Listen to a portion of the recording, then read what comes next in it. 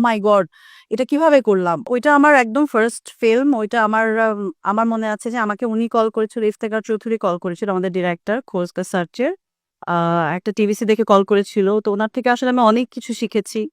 আ action যে style, আমাকে যে মানুষ এত পছন্দ করে অ্যাকশনে, আ বিজলী কন্যা বলে, অ্যাকশন জেসমিনের যে ক্যারেক্টার গুলো মানুষ পছন্দ করে, উনার অনেক আসলে এটাতে সাপোর্ট আছে এবং গাইডেন্স আছে।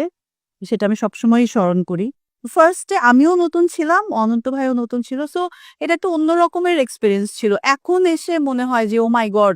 এটা কিভাবে করলাম?" ওরকম সময় digital film, first digital film I guess ওই সময়ের।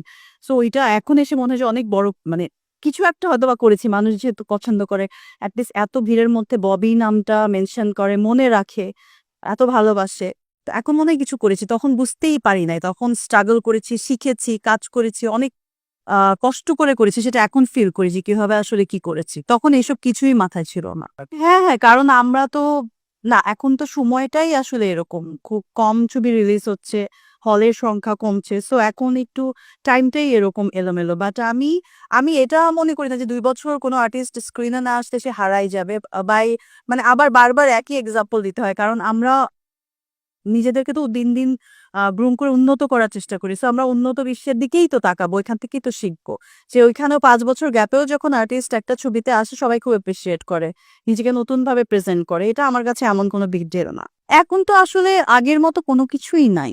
মানে ইন্ডাস্ট্রির অবস্থাটা আগের মতো নাই। বাট হারাই যাওয়ার এখানে বিষয় না। কোভিড এর একটা টাইম গেছে, যেটাতে একটা একটু ছোট একটা গ্যাপ গেছে।